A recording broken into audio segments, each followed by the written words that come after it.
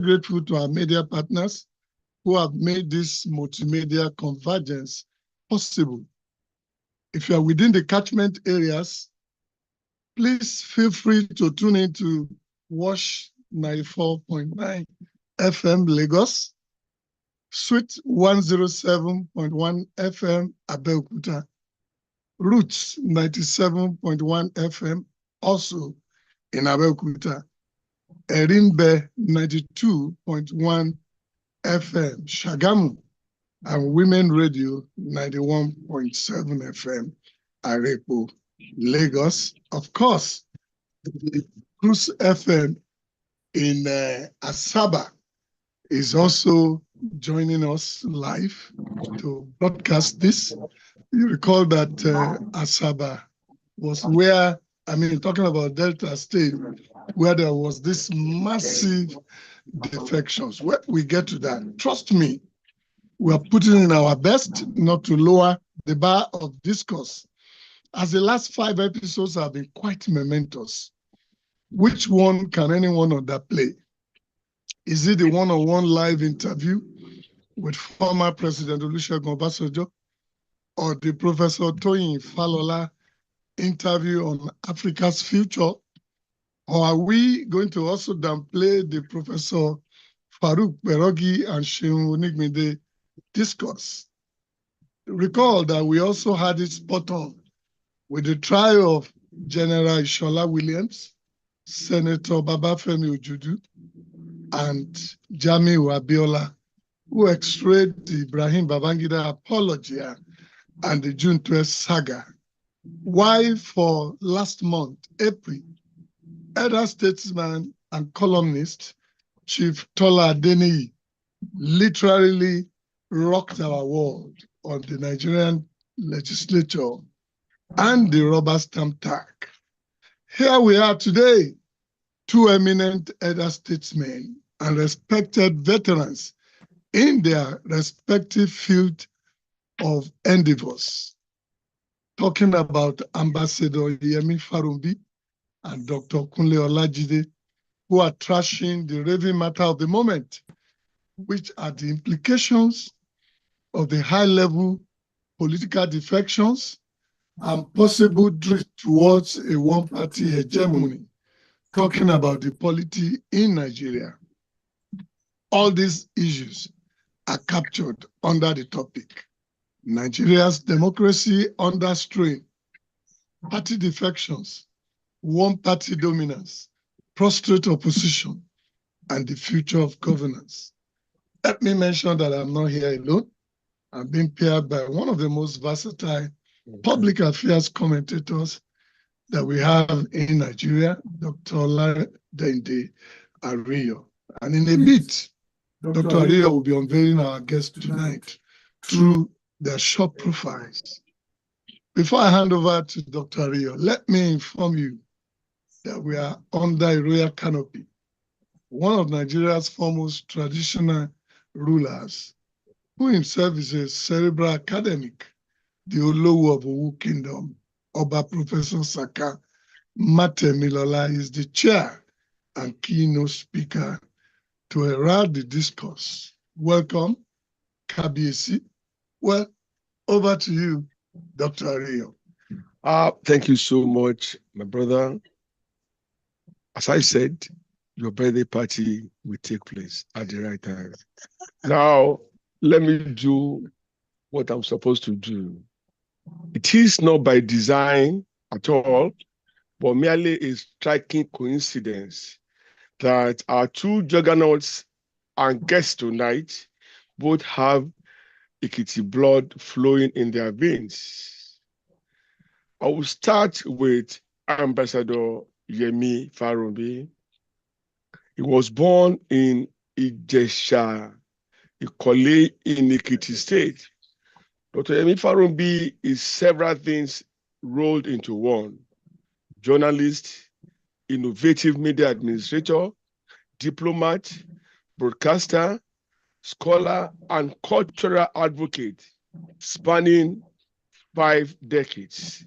He is actually from Ora Igomina, Ifedayo local government area of Osun State, a former ambassador of Nigeria to the Philippines and the Kingdom of Cambodia. Dr. Farunbi had his upbringing in a traditional Yoruba household, which instilled in him the values contained in the ethos of Omoluabi, which became the foundation of the professional and personal life. He bagged his first degree at the University of Nigeria, Nsukka, and began his journey of fruitful journalism and media innovation at the age of 24 with the then Western Nigerian Television, now NTA Ibadan, which was the first television station in Africa. His commitment to intellectual rigor led him to the then University of Ife, now Obafemi Awolowo University, where he bagged his other degrees. Since then, the sky has been the limit as he has occupied one management position or the other and with several political appointments in his kitty. Please join me to welcome Ambassador Yemi Farunbi to the podium. Dr. Kunle Olajide. Two things really stand as brand posts in describing this elder statesman and prominent medical practitioner of no mean repute, Dr. Kunle Olajide. His description as a one-time Secretary General of the Yoruba Council of Elders and the imposing six-story skyscraper overlooking the Bokola roundabout in Ibadan, which is his hospital complex called Group Medical Practitioners. Dr. Kunle Olajide was born on September 29, 1944. He is the Ààrẹ of Efon Alaye in Ekiti State, and he was formerly into active politics, although it will appear he has hung his political gloves since 3 decades ago. During the Third Republic, around 1989 or thereabouts, he made a foray into the mainstream politics by contesting the governorship of the old Ondo State, which was eventually won by the late Chief Bamidele Olumilua. At over 80, Dr. Olajide remains the servant of the Yoruba race because of his love for the race as a people and Nigeria as a geopolitical entity. Till today, Dr. Olajide remains an unrepentant believer in the restoration of Nigeria as a panacea for the constitutional problems of the country. Ladies and gentlemen, please join me to welcome Dr. Kunle Olajide to the podium. Thank you very much, Dr. Ario. Let's go on to hear a very short prologue on the implications of political party defections, one-party dominance, and future of governance in Nigeria.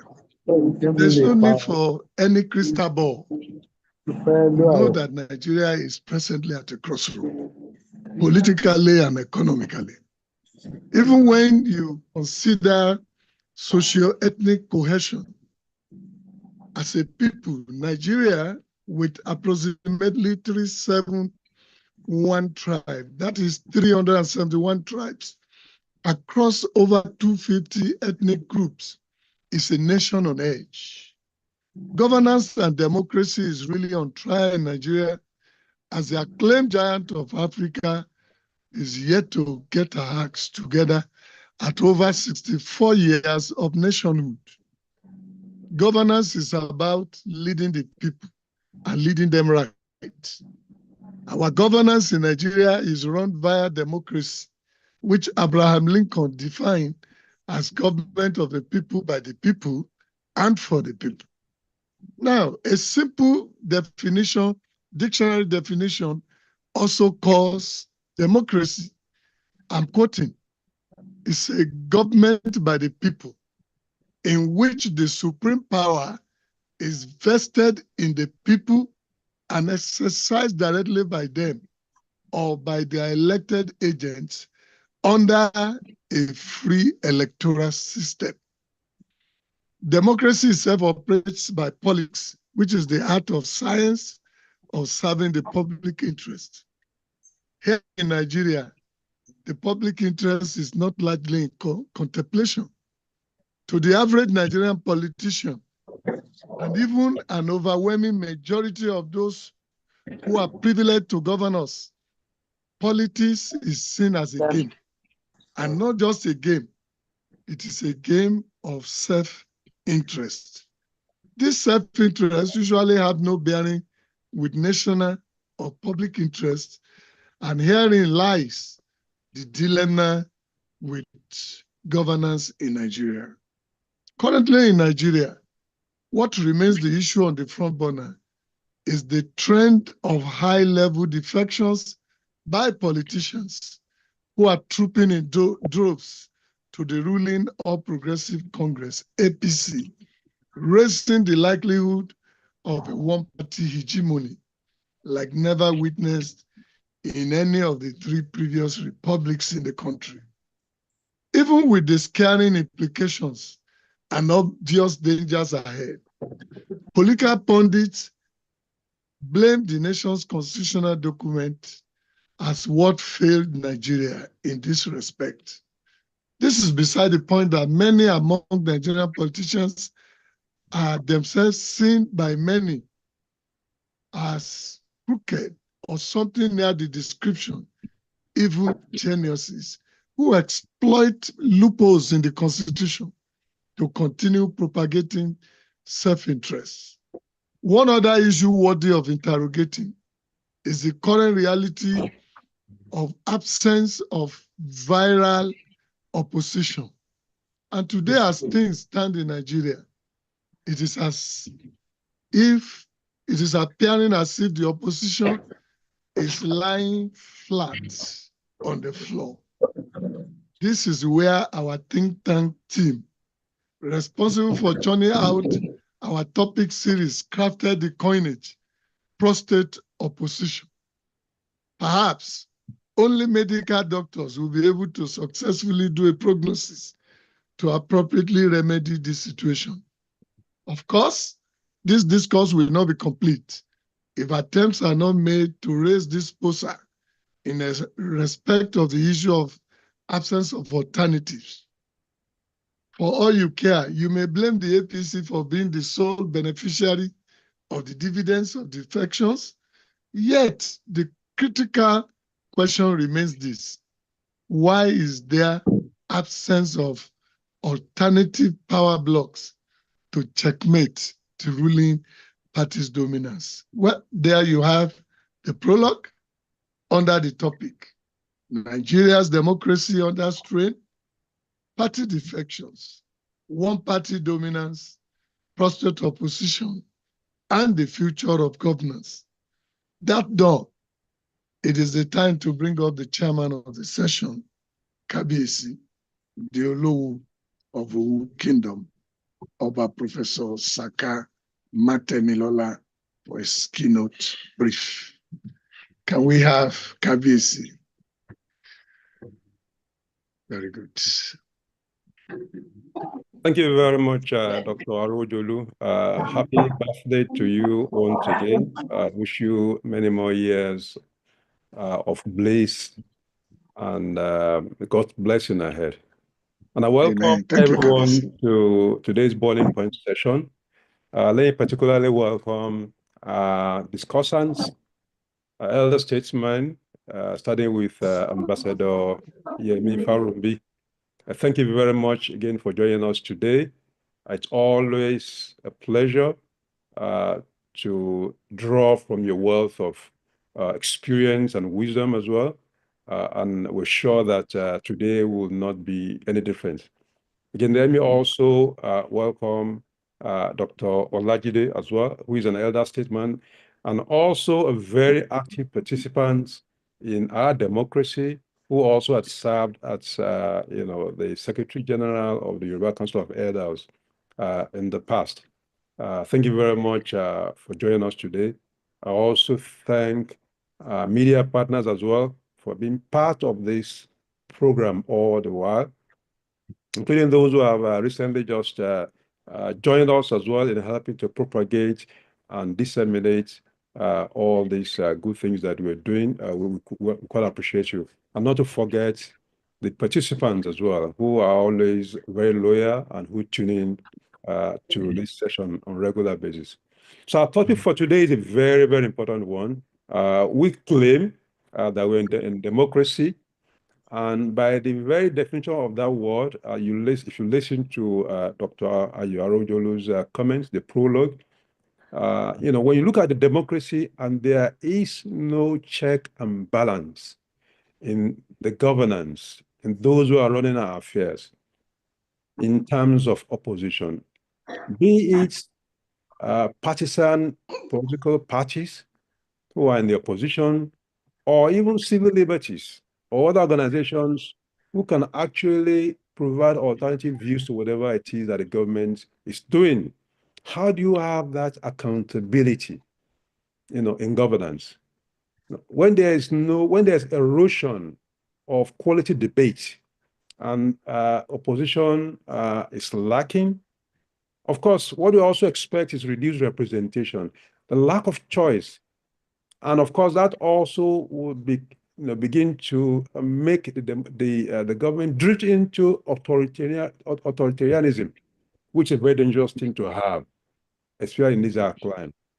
And then, when you don't have alternative parties, in the political sphere, it also leads to public disillusionment, because then the electorate will just say, well, what does it matter? I mean, it's just the same party anyway. So it's just some of the things that really begin to erode the democracy and then the quality of governance. And when we begin to slide into authoritarianism. But today we have people who can, elder statement, who can help us dissect the issues and provide some views as to exactly how did we get into this? Because then it begins to cause to question even the quality of those in politics. When you begin to see them defecting in droves to the ruling party, you don't question the real intention behind their joining politics in the first place. Is it for their personal interest? Is there a question of the fact that the views they have about how government should be run or what? And in a case where you even have civil liberty organization pandering to the dictates of the government in power, then I think it's something we need to really watch out. But let me not take the thunder out of the hands of those who are going to help us discuss this and dissect the issues.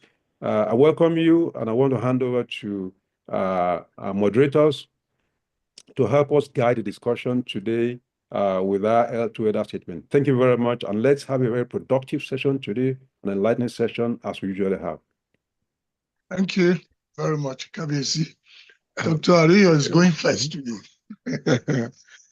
Well, welcome again. We can never be tired of welcoming our guests and our witness all over the world. I want to start this way. For everything in life, there is alternative. There is light, the alternative is darkness. There is male, the alternative is female. There is good, the alternative is bad. And of course, there is truth, the alternative is falsehood. Nigeria are their native country. Obviously, is drifting towards a one-party state. Is this real, or are we just being speculative? With almost all the leading lights of the opposition parties joining the ruling parties day by day, one can safely assume that we are headed in that direction. Democracy encourages the presence of a marketplace of ideas represented by multi-party, which was what we had before now. Now, I want to ask, is it because the ruling party is doing so well that those in opposition felt they had to belong so that they can equally join the class of well-doers? Or is it out of the fear of being taken in for one misdemeanor, crime, offense, or the other? Elders in the house, what can we make of this situation? Because it reminds me of the adoption of late General Sani Abacha by 5 parties described by the Cicero Sauke, Chief Bola Ige, as 5 fingers of a leprous hand. Thank you, sir. Dr. Olajide, please. Well, I think I'm not so sure I've cited Dr. Kumi Olajide. Oh, okay. Then, Dr. Farumbi, with all honor, sir, over to you. Please come again. The question again. Sir? The question I again. should take it again. Okay, sir. I said, since creation, everything has alternative. Light is the alternative to darkness. Good alternates bad. Truth alternates falsehood. Democracy is planned on multi-party to be meaningful and result-oriented.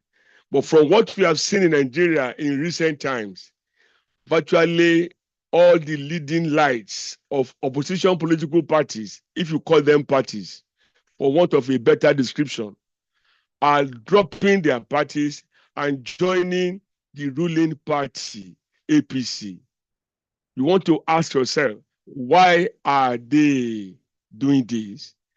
Do they have the same political manifestos?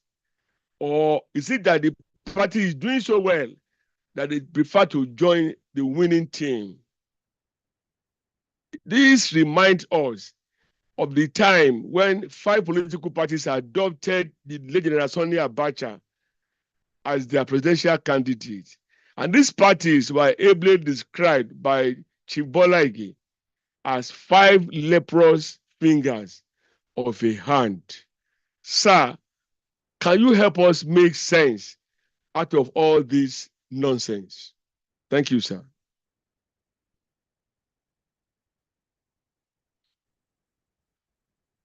As for Dr. Yemi Farumbi, can we have him unmuted? Hello, Ambassador. What the heck? And the thing is still moving. It's annoying, like, bro, he's obviously not blind. Thank you very much. Am I with you now? Yes, sir. Can hear you loud and clear. I love that question. And I will agree with you that nature by its very self provides for alternatives. As you said very clearly, there's night and day, there's right and wrong, there's left and right. The world seems to have been created on the basis of a bipodal structure, so that there is always a choice to be made. Now, what is democracy itself? Democracy is about a government of the people, for the people, by the people. It means that within a democracy, the people have to make rational and reasoned choices. That means there must be choices available. And out of these available choices, then the people will make a choice. But there can be no choice being made by the people if you have only one party. And that is why, after independence, most African countries went one-party system. Tanzania, Algeria, Ghana, and all of them. And we knew how they ended, because they didn't allow for diversity of opinion. They didn't allow for choices to be made by the people. Those choices were forced on them by military intervention. So what we are trying to have now absolutely is not democracy. Democracy must have a choice. The dialectic theory talks about a thesis and an antithesis. In every society, there must be a thesis. That would be the government, the ruling party. There must be an antithesis to that ruling party. That opposition to that ruling party is the antithesis. And it's out of these thesis and antithesis that the people must make a reasoned choice. Now, why are we having the problem that we are having? It is because, as we did ask, do we even have political parties? A political party is a voluntary association of people who are gathered together around commonality of ideas. Some people would call the commonality of ideas ideology. There'll be something they are committed to. Like the Labour Party, there'll be something they are committed to. Like the Democratic Party in US, there'll be something they are committed to. But when you have a party system where the parties have no ideology, where the parties have no body of ideas to which they are committed, then indeed they are just social gatherings. They are not political parties. A political party should have a body of ideas. This is Nigeria. This is where I want to take Nigeria. This is my chosen path for taking Nigeria to that destination that I have defined before the people. All the parties will do that. And in better democracies, you have two primary parties, so it is easier for people to make a choice. In this country, we talk about the freest and best election we've ever had. It was that free, it was that fair, because it was bipolar. It was between SDP and NRC. And one was a little bit to the right, the other was a little bit to the left. That is, there was a body of ideas. There was something fundamentally ideological in the formation of the party. But what do we have in Nigeria? Political parties are just vote gathering machines, just to make individuals achieve their political ambition. Not because they have a definite ideology, not because they have a definite vision, not because they have a definite vision, not because they have competencies for the mission and the vision which they ought to be talking about. So what we just have, I want to be president, I want to be governor, or I want to be councillor, you look for a vote gathering machine and you join it. And if tomorrow it appears that that vote gathering machine is not gathering votes, then you cross over, because they were not based on any ideology. So it is possible to be in a party in the morning, another one by lunchtime, and another one by dinner time. All that is we are having is, they are like Chinese, pardon my word. They all look alike. They're so different.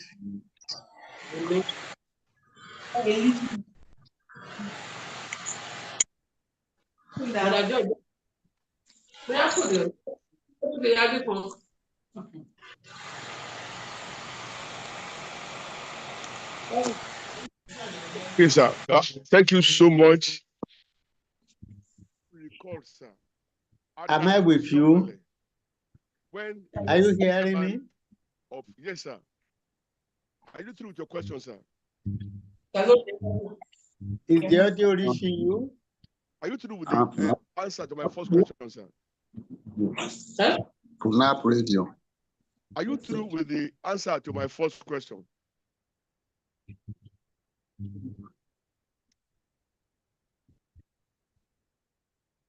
Hello, doctor. Can you hear me?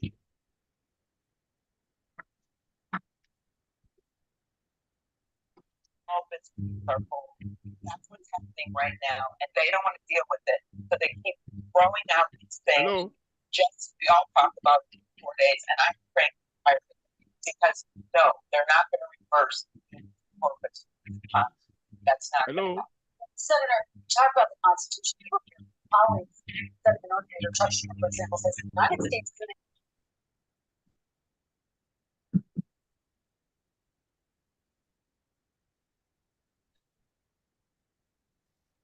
Dr. Kunle Olajide is now In the house. in the house, and we should have fixed what exactly was the problem. I think Dr. Farumbi was on the floor.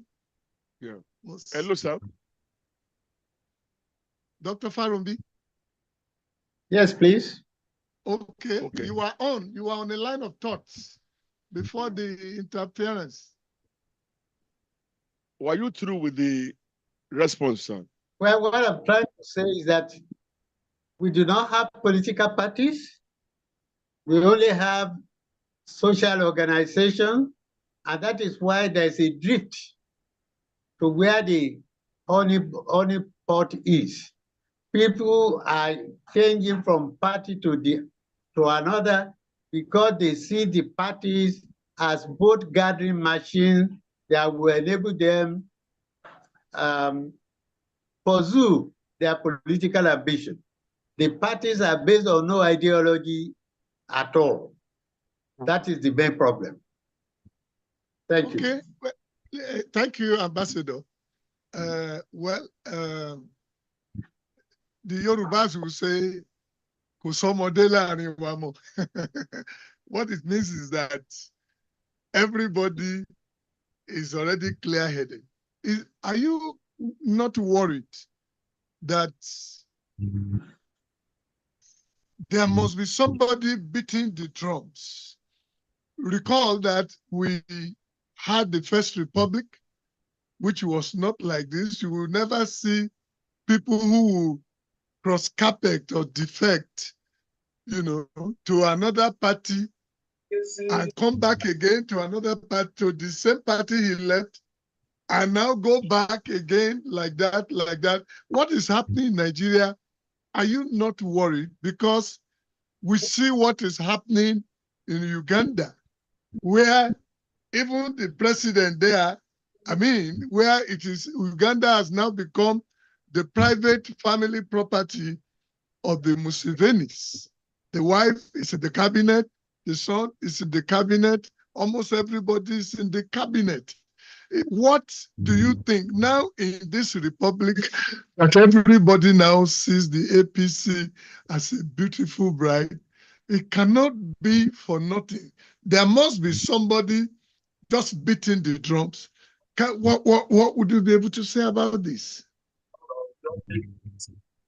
Price, you remember the very popular poem by Professor.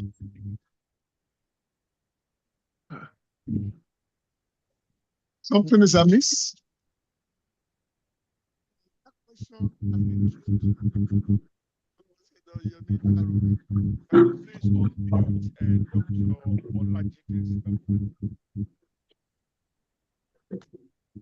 Okay. Or who is this? Yes. Let's now have Ambassador Farumbi to complete response to that question. Okay. Dr. Thank Farumbi. you. Yes, sir. Let me say this and say it very loud and clear. It is dangerous for Nigeria for everybody to be drifting to one political party. It is inhuman. It is not a natural way. The Yorubas will say, "Gbogbo wa ò lè sùn, ká kọrí sọ́nà kan." How can all the politicians suddenly find that APC is the comfortable nest for all of them? Is it ideological? Is it economic policies? Is it infrastructural achievement? Is it educational achievement or what? There must be dissenting opinion. There must be people who believe that you can make Nigeria great using different approaches from what President Tinubu is doing. But they're all drifting there because none of them has a commitment, in my view, to this nation. They have a commitment to themselves. They want to hold positions. They want to become president or governor or minister. And all that that's what that matters. It doesn't matter on which platform. They are more desperate to satisfy themselves. It's like that author once said, they want to acquire power, and with that power have the key to our commonwealth. That's why they are drifting. It is not because there's anything particularly different that APC is doing. There's nothing ideologically different between APC, PDP, SDP, and all of those other parties. Nothing.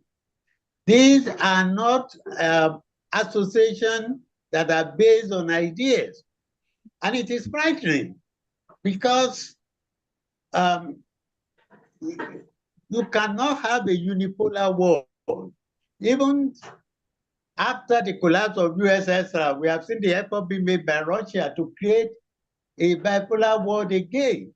You can see the effort being made by China to create a bipolar world. There must be a choice for human beings to make.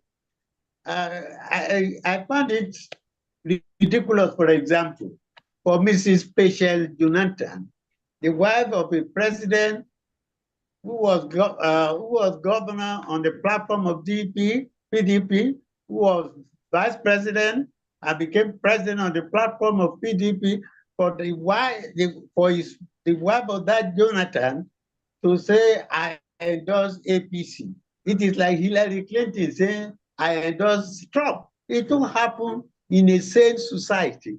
We are already in an insane society.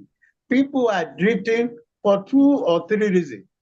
One, the government is harassing some of them because of their past. Like Oshiomhole once said, if you are a sinner and you are being pursued by EFCC or ICPC, you become white and saintly once you cross the party line into APC. A number of them are doing that. You can see parts of that indication in what had happened in Delta. How can a whole structure of a party from governor to councillor without a dissenting voice? All because they are afraid of what they have done, and they know that those in power are going to use as leverage EFCC, ICPC, police, and all of that to chase them. That is why a number of them are crossing. The second reason is that a number of them are first-timers. They know that president is going to nominate an INEC chairman sometime this year because the president chairman will go. And they all know the kind of elections we have. Elections that do not validate the wishes of the people. So they want to have their own second term. So they think that the best thing is to dance to the tune of the president. So that if they are appointed by the president, then they'll be able to get their second term. So it is not the interest of the people that matters. It is their ability to have their own continuous stay in office.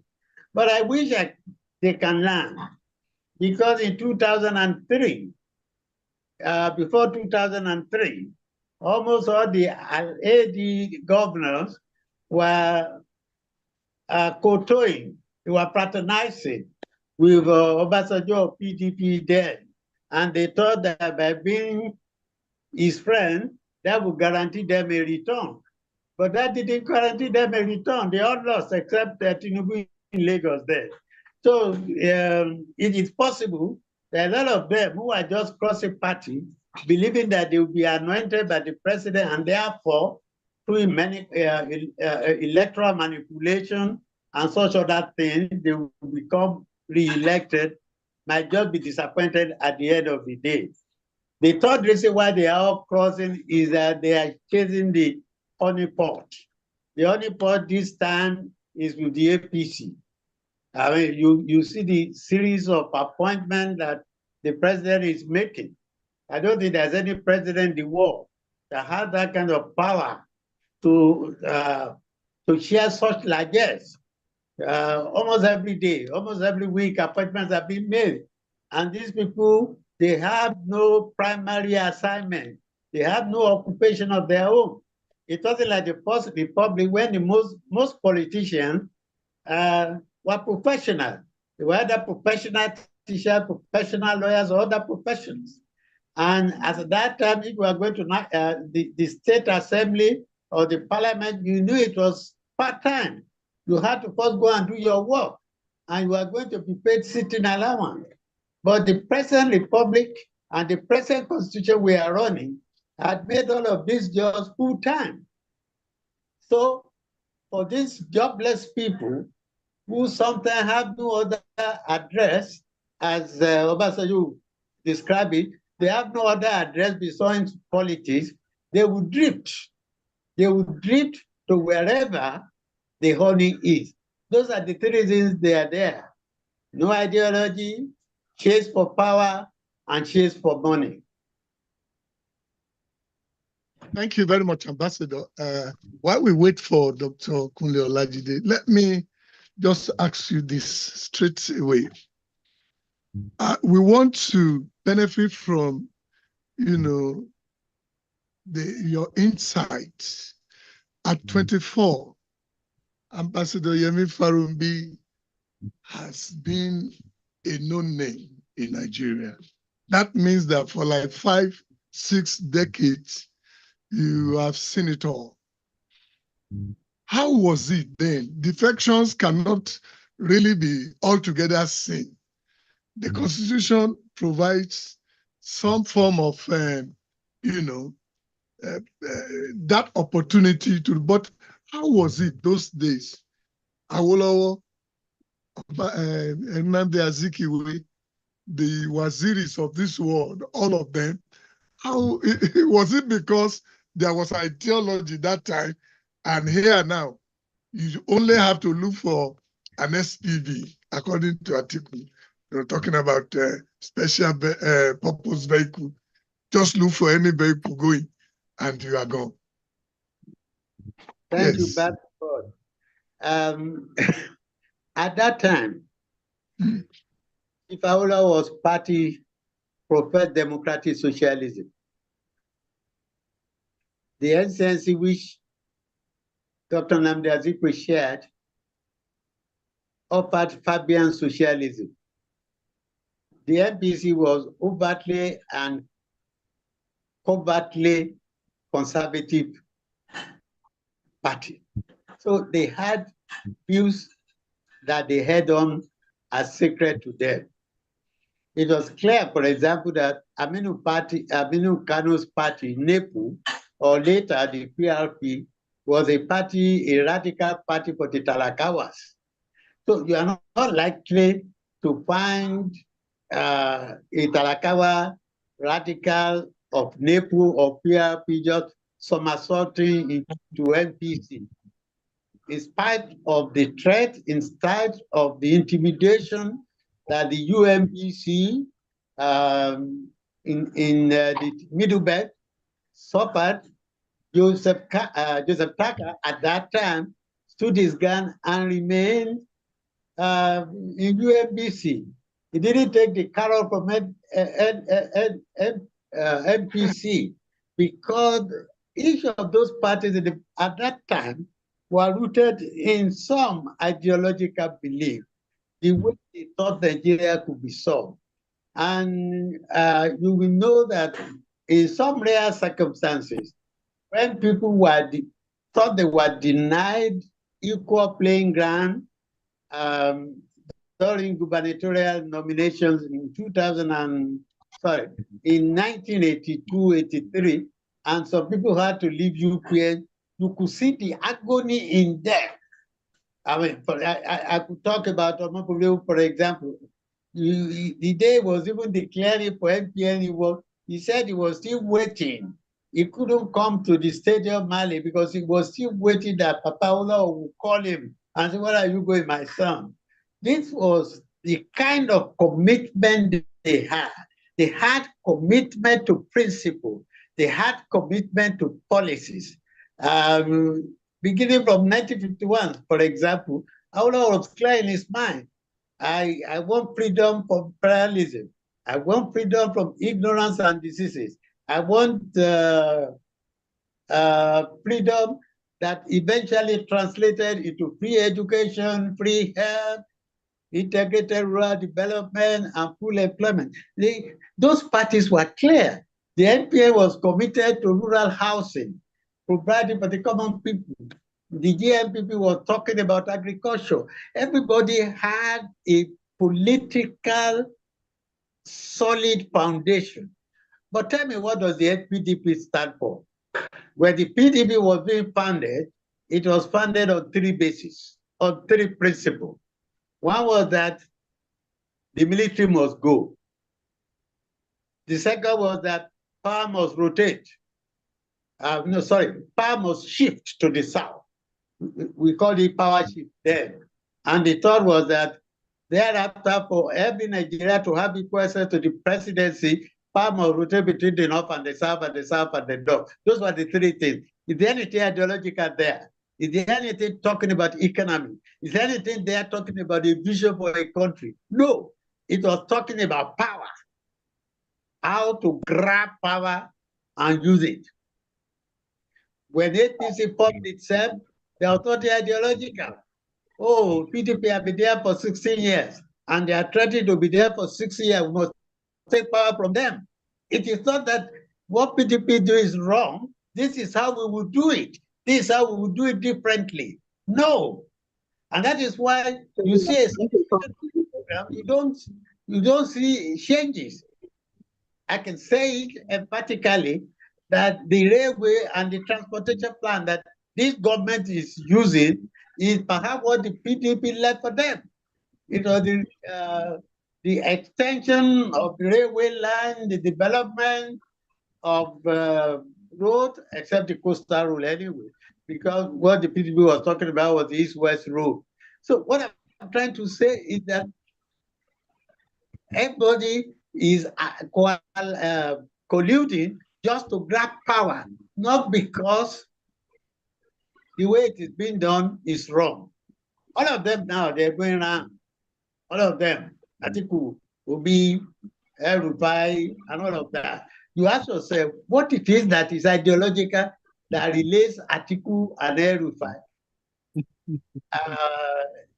It's known that Atiku brought El-Rufai, but El-Rufai left PDP after being minister and being and then crossed over to APC. Is there anything ideological in that? So what is bringing them back? Atiku himself left PDP, was vice president when he went to contest for ACN. He led 5 governors from the PDP convention in Abuja to go and form APC. He lost in APC, he came back to PDP.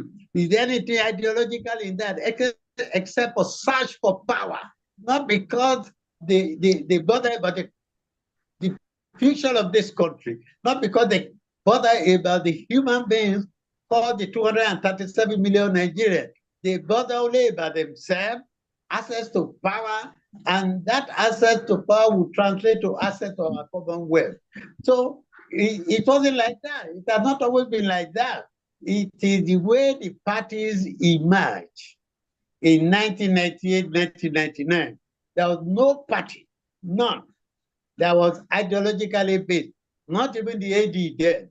The AD was formed, they broke away from PDP, then they went to APP, they broke away from APP in search of personal ambition. They wanted to be able to control the Southwest, and they thought if they were enmeshed in the internal politics of PDP or APP, they might be unable to do that. So it wasn't anything ideological.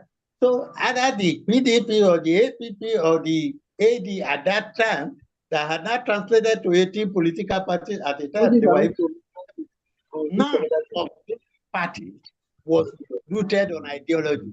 And that wasn't what happened in First Republic. That wasn't what happened in the Second Republic. Thank you so much, Ambassador. For coming thus far, it is real that debate for those joining APC were kowtowing to the instruction of Adams Oshiomhole when he was the chairman of APC, he said, whatever was against you as an accusation or misdemeanor, once you join APC, you become a saint, your sins are forgiven.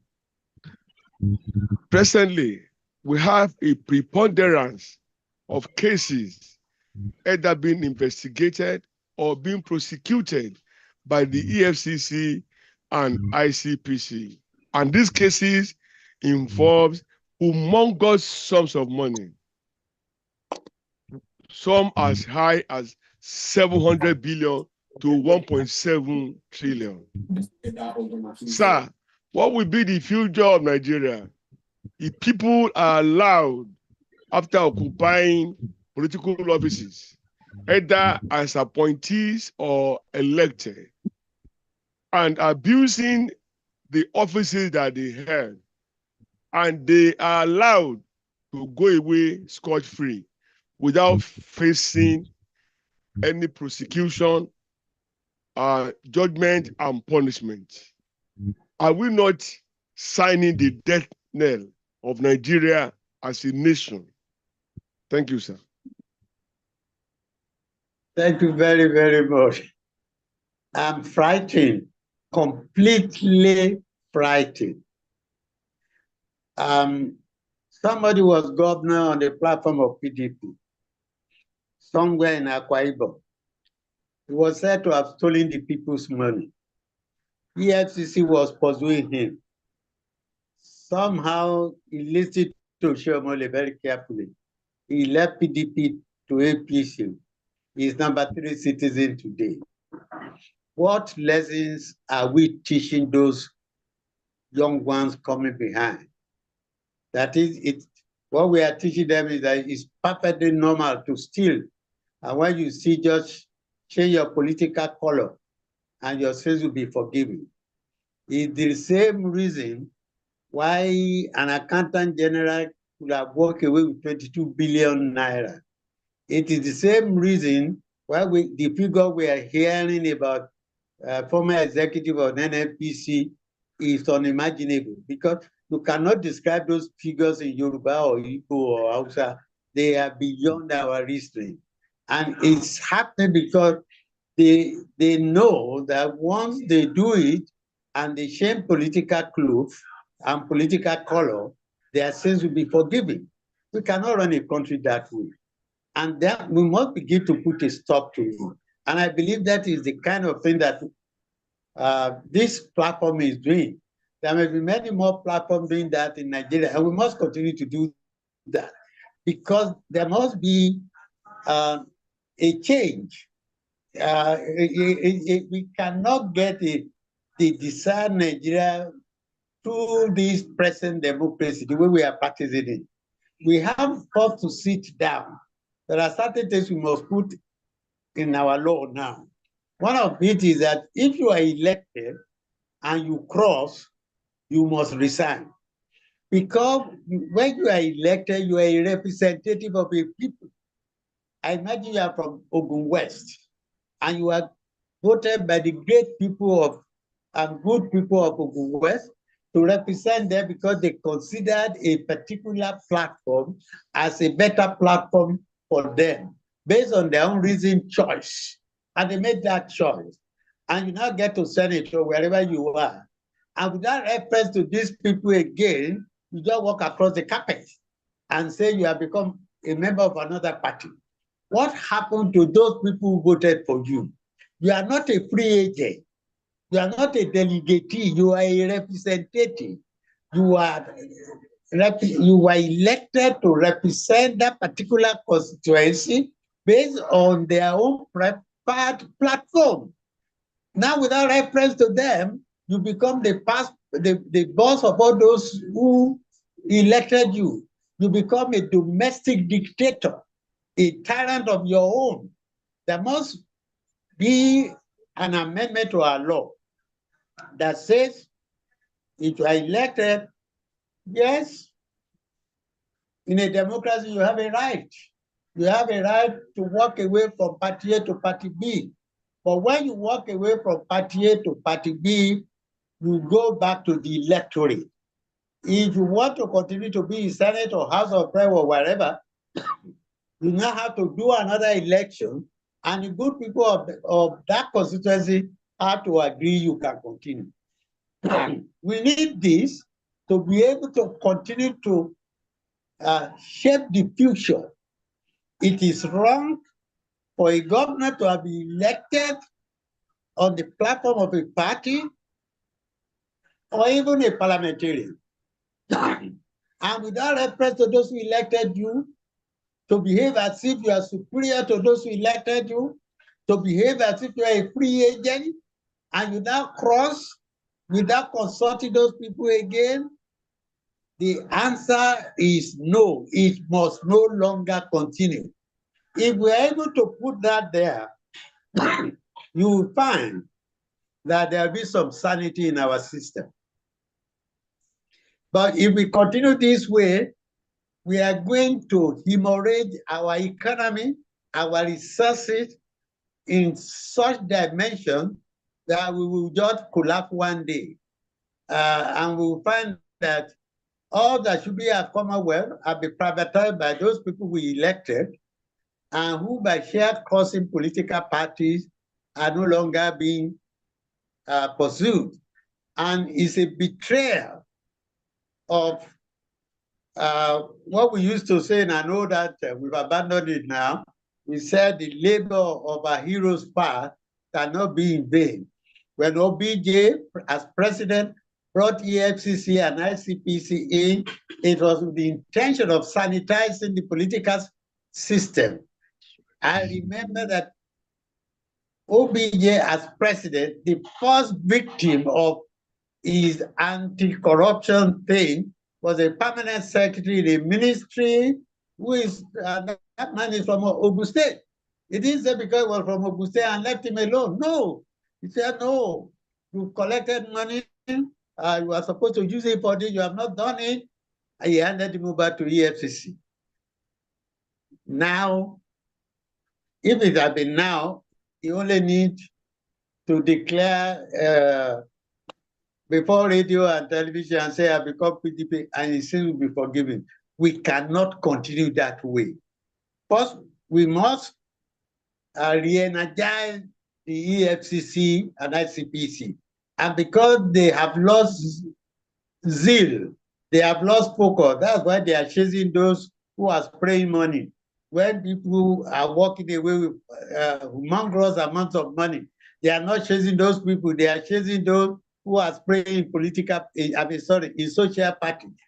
The kind of corruption that is going on in this country is so enormous that I don't know that EFCC will have time for that. But never mind, they are able to chase those who spray $10. They are unable to pursue the House of Representative members who publicly declared that they were receiving allowances in dollars. This is contrary to the laws of this country. So we have to reshuffle the EFCC again to focus on what it is supposed to do. If it does it, and we also prevent carpet crossing, then we are more likely to preserve the economic base of this country, that we will not immorate. Thank you, sir. As a global scholar of conflict detection, management, and resolution, I was looking at what solution can we bring in, even if we end up having a political party whereby there can still be diversity. My mind settled on independent candidature. Will it be possible, sir, to ask that the National Assembly should tinker with the Electoral Act and introduce independent candidature, the situation whereby they don't have to belong to any political party? All they need to do is to prove to their constituency that they are able and capable. Thank you, sir. Ordinarily, it should be possible. In a democracy, it should be possible. But I know those in the National Assembly will not commit class suicide. So they will not do it. Because they are the ones crossing, they are the ones changing parties. When they are sharing money, you have never heard that one member of a party, not even Labour Party, rejected the money they were sharing. They are united in one thing: prosecution of corrupt practices, involvement in corrupt practices. So they are not likely, unless we put tremendous pressure on them. And that is what we must begin to look at. There was a theorist, a political scientist in University of Ibadan, it was called Peter Eke. He said, every country consists of the state and the society. Where the state is more powerful than the society, then the state will be doing whatever it likes. But where the society is stronger, then the values of the society will be imposed on the state. That is why John Profumo, for example, when he was caught in UK in Soho with prostitute, he knew he had to resign. That was why in Ghana, a minister of sports, the money was to give to athletes, so was lost. He knew he had to resign. In fact, he was prosecuted and he was jailed. But in a society like ours, where the society has become so weak, we have become so quiet, so dumb, that we don't talk. All these senators or House of Rep or governors or commissioners, they come from certain places. They have relations, they have friends, they have communities. These communities ought to impact on them, impose on them certain values, certain expectations of the society. But because we are no longer doing that, that is why they think that because we have elected them, they have become their bosses. Even those who promised us that we will not rule over you, we will only govern on your behalf, have refused to listen again because they have all the mechanisms of power. They have the police, the security agencies, the armed forces, the naval, and all of them. They have all of them. They even have added the judiciary to it. The judiciary that should be independent, free, and bold, and become a puppet in the hands of all these KBACs. I don't mean KBAC Olowu. I mean our political KBACs, who now see themselves above law. They are above all of us. They are above the society. So what we need to be able to get the National Assembly to do this is for the various constituents of these members of National Assembly to begin to exert authority and power on them. I know, for example, there was one member of the House of Rep who drove a 132 million Jeep to somewhere in Osun State. When the people descended on him and took laws into their hand by beating him blue-black, I know he learned a lesson. So if the society itself believes that what is happening is wrong, but I have a feeling that sometimes the society enjoys it, so long as they are benefiting, so long as it's their own, they will keep quiet, and it is not right. If we are unable to impact on these members of National Assembly, I doubt if they will make that kind of change we are talking about. All the changes they've made since 2003, that they've been looking at the Constitution, and you find that is more on the Electoral Act, and it is to benefit them. When they are fighting their government, they will make sure that the Electoral Act, so they have to do something about it. It is in our hands. Okay, thank you very much. It looks like we are overstretching Ambassador, but it's all right. It's really giving us what we want. Dr. Kunle Olajide has issues with his Zoom, but something is being done. By the way, both of them are friends. Both of them are octogenarians. Maybe one is just slightly younger than the other by a matter of days or weeks. Well, let me say, the Yorubas will say, Koto Shebi Owe, Kakoko le kolokolo sigbo, kawa ba adiyewi. What it means is that if we are saying, okay, the APC has become a master of their game, the person governing as, he has brain. What about the opposition?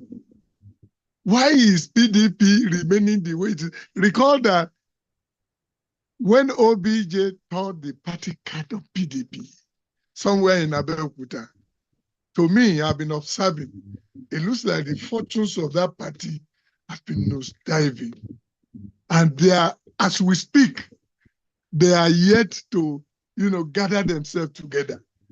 PDP, not only PDP, look at all the parties. It looks like somebody within government or within the ruling party has planted, there are allegations, that's what people are saying, planted moves in some of these parties to make sure that it will forever be things fall apart.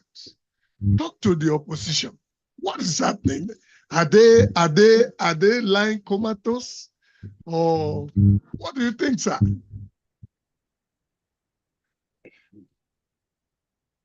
Thank you. Let's do some history. And I talk briefly about it. When PDP was started, it was based on three things. The military should go.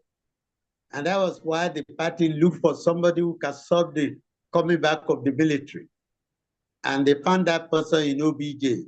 And he did that and did it admirably well.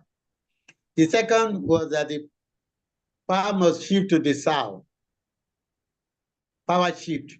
They did that. They brought power to the south.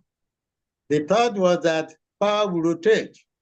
After 8 years of OBJ ensured that power went to the north.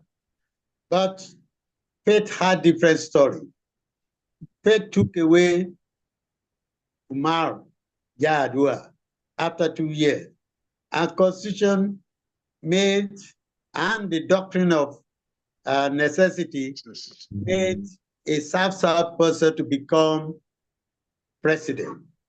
If PDP were to be true to its three policies, after 2 years of Jonathan's reign, not have been allowed to contest at all. They should have told him it is still the northern term.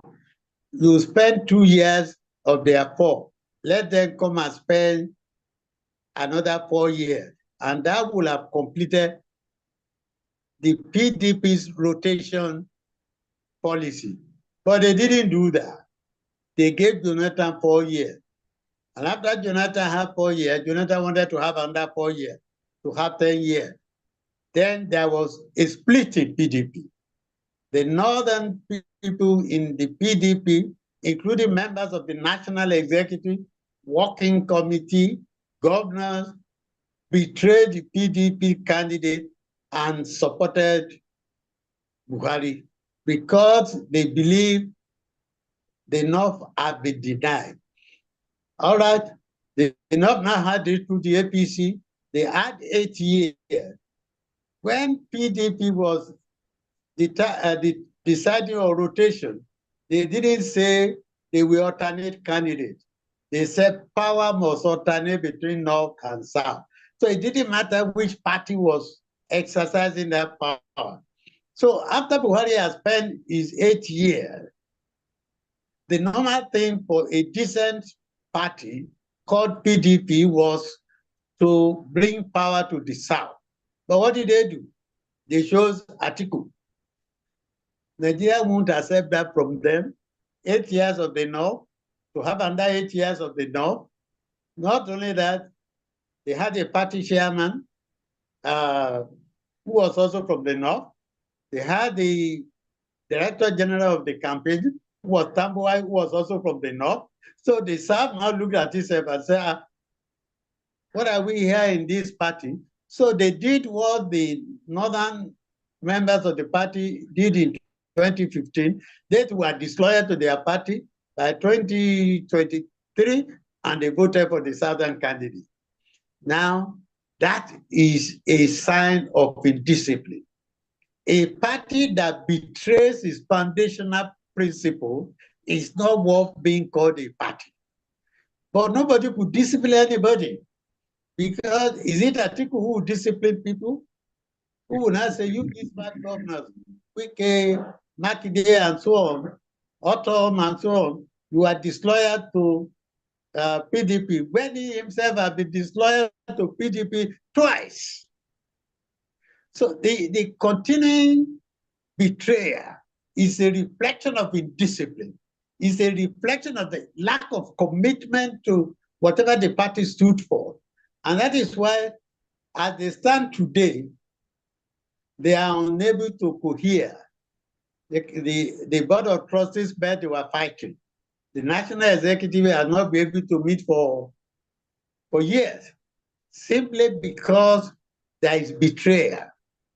I believe that if the party is bold enough to say, come 2027, it is the South that must present a candidate, they are going to have a lowering of the political heat that they have in their party. But do they have the commitment to Nigerian nation? Do they have the commitment to Nigerian people? Do they have that high level of integrity to say that? And that is why they are so fractionalized and they are so divided. Of course, the ruling party also is sponsoring division. The sponsoring division, not only in PDP, is sustaining the division, using the Minister of FCT as a major weapon. And the Minister of FCT is important in PDP because for about 8 years, he was the only one single-handedly funding PDP. PDP was not being funded by members. It was being funded by him. It was he who imposed secondus on them. So he has a hold, a grip on the structure, on the members at the National Executive or Working Committee. And so long as the ruling party gets hold of him, they will continue to use him to destabilize PDP. So also is Labour. So also is NNPC. That is being terrorized even within Kano State, that you almost don't even know who is governing that state any longer. So I think in the interest of this nation, the president, who is called a progressive, and whom we believe is a progressive, because it started from the Social Democratic Party, ought to subscribe to the tenets of democracy. I don't see any reason why he shouldn't. And I believe that a lot of people around him are thinking that if all the parties die, it is bad for APC. I mean, I know that Ganduje just said, we don't need discordant voices. That it's best to have one party. It is sad that somebody who has served as governor for 8 years and who is as intelligent and educated to have a PhD will be the one talking of a one-party state in 2025. It is sad. So the APC itself must know that there's this theory of natural growth. There's no human organism that will grow forever. At a time, it will reach a plateau and it will begin to decline. Whether APC likes it or not, it will be subjected to those laws at one point in time. So it's best that they don't create what I would call policies that can be cited in future against them. Okay, thank you very much, Ambassador Farumbi. Well, I'd like to say that we will have plenty time during the interactions on the floor. And after Dr. Ario would ask one question or so, we will now open the floor for discussion. Also open the phone line. We're going to take many calls as possible. Just write down the studio number to call. While we should be able to do that maybe in 5 minutes, but write down the number for now. And we can put it on the screen to 090-6099-2609. I repeat again, 090-6099-2609. And then there's a second line too. Yes, 070-4100-7949. 070, not now. The call, please just hold on the call. Just leave it till about 5 minutes. 070-4100-7949. The studio line is already buzzing, but please hold on a moment. After Dr. Ario asks his question and answers, responses provided, we'll just take a 1 minute break, then come back to the floor. Dr. Ario. Thank you very much. Ambassador Yemi Farumbi, it's been a pleasure sitting here, sir, learning at your feet. Now, I want to say this. During the era of the late Chief Jeremiah Obafemi Awolowo, my father was paying monthly as a member of the UPN. So also were virtually everybody within his space way back then. But what do we have now? The parties are funded by some amorphous people and organizations, meaning the parties are not owned by the people. And that explains why most of the policy of the parties are anti-people to that extent. How do you think the people can influence things? Because they are the receiving end of all the bad policies, either being put forward or being executed or being proposed. Who will salvage the people? Because now poverty has been weaponized and is being used to keep them permanently silent. Thank you, sir. Thank you very much. As you said, in those days, the people owned the party. In spite of the preeminence of Chief Awolowo, the people owned the party. Everybody was proud to bring out his membership card. And you go to every meeting with your membership card, and it will show that you have paid your monthly due, it will have been ticked, and so on. And that made the people to own the party. And that makes a difference. But again, it is the way this republic came. Take the PDP, the APP, and the AD there. All of them emerged from G18, G34, that became a massive PDP, from which APP and AD broke away eventually. So it was those who had name recognition, those who had occupied posts. If you recall that there was this meeting at a holiday, and we were all attached as of Abacha then. It was who is who that was assembled. Or you take the NNPP that go out of the Kwania movement, a group that you can call a cult beat around Kwakwaso. So you don't have any party again that belongs to the people.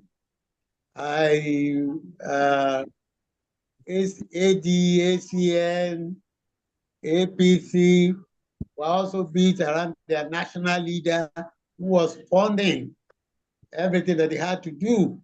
They couldn't do without reference to they couldn't campaign without. So that makes go put on something and go. People. And that is why even at state level, the governor become some emperors.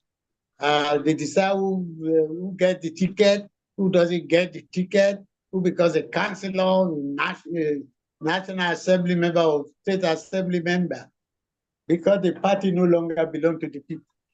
There are pretenses of having what congresses, local government congresses, and state congresses, and national congresses. I recall that even at the time, at national convention, the governors decide where the delegates of the state will vote for, who the candidate they will support. So we don't have political parties any longer in real sense. And I think really it was because of the 28 years of military rule. And people were so desperate, let's get this military out. And it didn't matter which way. And we have gotten them out in a very wrong way. We have set up parties that are not ideologically rooted. We have set up parties that are not voluntary associations of people who share common views. We have set up parties that are not owned by the member. They are owned by the network members or the big people with huge name. And unfortunately, unlike the First and Second Republic, the political processes have become vulgarly monetized. I used to say to myself that if Obafemi had been alive, I don't know whether he will have enough money to contest for Councillor in Ikene, because the kind of money that they are spending now, I mean, in billions, I mean, it is beyond human imagination, because we are spending money for things that you don't spend money for in other countries. Ask a politician, what does he need money for? You tell you have to give money to the elders in the party. He has to buy them. He has to buy delegates. He has to buy the working committees at various levels of the party. He has to buy the police at election. He has to buy security agencies at election. So the money is not spent on espousing the views he holds of how he wants to run the country or the constitution. The money is spent largely on how he will manipulate or navigate corruptly or using legitimate and illegitimate sources to become the winner. So that had made the very poor people completely irrelevant in the system. And we must do something about this if we want a better Nigeria, a better democracy for Nigeria. Thank you very much, Ambassador Farumbi. If I were, as you were talking, what kept coming up on my mind is, okay, where will all of this lead us? What do we do? But that will be when we come back. Let me allow Ambassador Farumbi to just take a sip of water. We'll use just 1 minute to just have a break. And when we come back, we begin to pick phone calls. And those who want to also contribute to the discourse via Zoom should just indicate by the raising of hand. Thank you very much. Can we have the message now?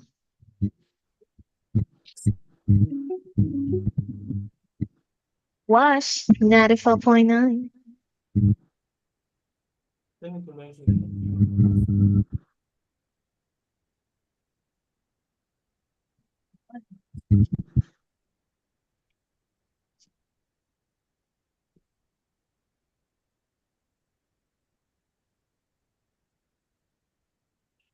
stand as a people with one song, with one voice. We're a nation undivided and void. We will take us down and build our land in faith to defend what is ours.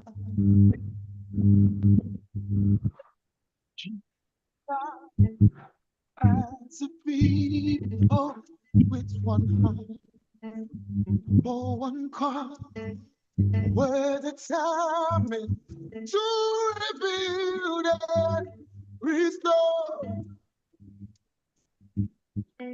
Where freedom reigns and truth prevails, our land where there's hope for us all. Our land where there's hope for us all. We'll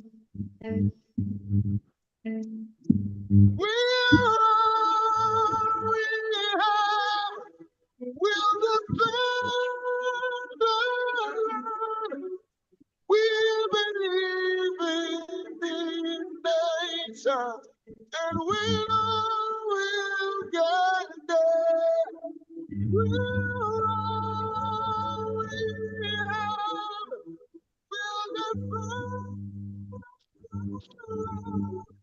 Okay. Welcome back, Boiling Point Arena. We are back, and right now we will begin to take calls as much as possible.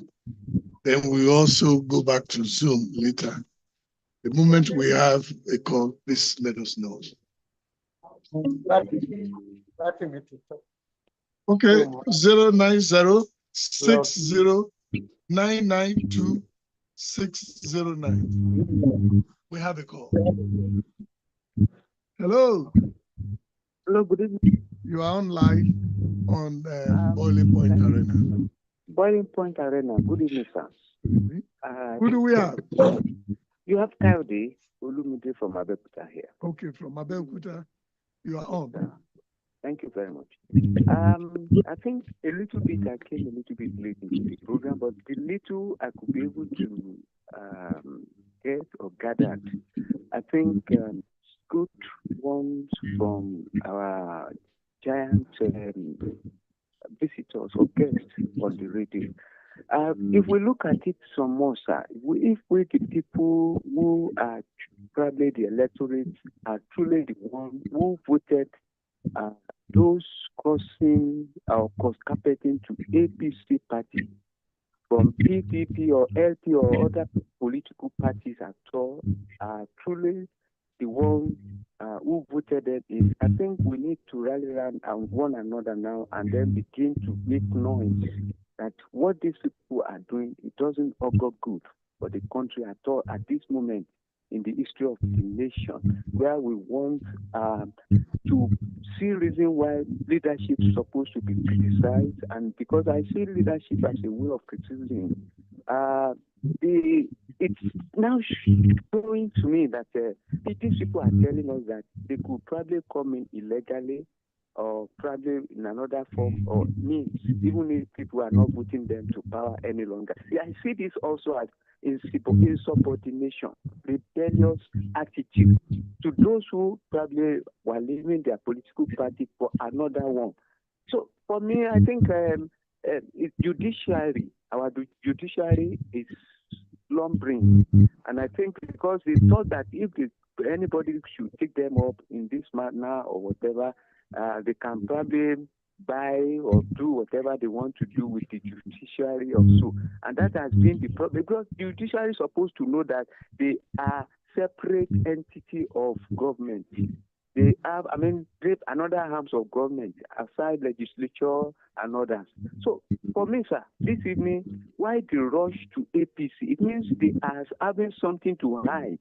Corruption and the evident exposure or betraying their people, with the other in this side, they have betrayed us. This is what I'm saying. And no wonder the shadow government part, it told me the professor was thinking now. I think we need to look into it. It's going to be good for us if we don't have formidable people who are going to probably criticize the government of APC, because the APC government has not done anything tangible that I would say it leaves room for them to be able to form just one political party, I mean an ID party, which could be able to take us to our El Dorado. We have finished this country, the APC for that matter. For me, I don't know if this is a question I will raise. How are we going to rescue the power from APC come 2027? Because they are still planning for to stay there, and they want to form politics, just one party system. How will they not be able to probably around the shadow government is what I want to ask our guests to talk about now. Thank you very much. Thank you. Well, Nadine, keep the calls coming in. We have another call. Hello. Yeah, you're live on Boiling Point Arena. Sorry, what is the radio station? I said, you said what? What is the name of the radio station? Okay, Wash 94.9 FM. Okay, Voice. Hello. Voice 94. Voice 94 FM. Hello. I said, are you hearing me? Wash 94.9 FM. Okay, Wash 94.9 FM. Okay. I'm calling from Lagos. Okay. What's your contribution? Dr. Princess, I've listened to your program. It's a very nice one. I wanted to hear more about the solution to the current challenges. That's what we will be saying after the call. Oh, yes. All right. So, the way it is now, you need to watch it carefully. Discover to your surprise that the really the party under administration has seized almost all the structures of political leadership. Only the military, the police, the even the opposition party. The APC is coming from the perspective that everybody has a price. Every institution has a price. And once you can pay the price, then you can have the person or the institution to your party. That's just that. So that we promise the people by way of poverty and can pay their price to get them to that. But having said that, they are still hope. Because in the democracy, one party is like an abomination. Though the Holy Book says that money has select all things, the APC is making use of that. But Nigerians should wake up. It's not between the ruling party and the Nigerians to make sure that we have tangible and formidable opposition. That's what makes democracy peaceful, sweet, and helping us to achieve the notable objectives we need for nation building. If we have only one party, it's a dangerous development. And nowhere in the world, this kind of the democracy, there's only one party system in place. But I want to listen to the solution we want to provide. Just hang on a moment. Thank you very much. You made your point. Hello. Oh, we lost the call. Hello? Hello. You are on Boiling Point Arena. Who do we have? All right. All right, sir. Onto the arena. You are on. Hello. Yes. I want to speak to Mr. Ari especially, and to as it is not good in our culture to talk against Nigeria, but they are the root cause of whatever problem we are facing in Nigeria today. Oh, you mean older Nigerians? Yes, Nigeria, like Jennifer Ruby and Koda, yes. I want Dr. Ayo to ask, how many people do NCC member that were elected on the platform of NCC? How many people did they consulted before at the Western State House of Assembly before the install of Mawuyo was the premier? I want you to, Dr. Ayo, to ask Yemi Farumbi. We have Ambassador Yemi Farumbi here. We need to respect I want to ask him, our how many elders. people do actually contacted as a city premier elected under the platform action group to join the US to form another political party? Okay, thank you so much, Kola. I want you to ask Yemi Farumbi to tell us. Thank you so much. Thank you so much. We've heard you. Just keep listening to us. Okay? Thank you. We don't have it. Okay. There's a call. Let's take this one more call. Hello. Good evening. Good evening. You're on to Boiling Point Arena. Yes, sir. I'm very happy to hear. Sorry, who do we have on the line? We are speaking with Mr. Christopher. Okay. From Lagos. Quickly. I want to ask a simple question, sir, about the INEC chairman. Is it in the constitution that the president must appoint INEC chairman? Because what I'm seeing now is that if you give somebody food and the person must say that this thing I give to you, you must sign an agreement for this. You must give the food back to me whenever I need it. I can see that in the case of INEC chairman, president, if there is no talk about that thing, the election that is coming, I don't think it's going to be fair and fair, because I can see that they are already planning for it. This man now is going to go out. How is this going to be for the 2023-2027 election? Okay. That's number one. Number two is that when you become in APC, you think it's forgiving. That language is a very big language, and that is why people are decamping. Since they are decamping, look at the case of Yaya Bello. That one is another part. They don't say anything again about it. Look at the case of that man that went and fed a plane. Up to now, the case has gone. Look at, you see, all these things are going. People are seeing that they are succeeding. That is why they are decamping. There is no punishment. There is nothing like EFCC go after them, and there is nothing they are doing about it. Most people are just going to decamp. The corruption will continue. Because those ones that have committed it now, there is nothing they do to them. Anyhow, the country will move forward. In fact, we need prayer, and God Almighty will help us. Amen. Thank you so much. Well, there are some messages here as we wait for those on Zoom that, okay, let's have the call. Hello. Hello, good evening, sir. Yes, you are on to Boiling Point Arena. Hello. Please, hello, sir. Who do we have? Hello. Oh, I'm from Korodu. Okay. Please, what I just want to ask, these INEC people, can anything be done about them? Hello? With you. Because I believe that these INEC people, they are the major problem we have. If they can hold those people accountable, Nigeria will vote for whom they want to vote for. Thank you. Okay. Thank you so much. Let's have the messages. Right. Greetings to the elders in the house.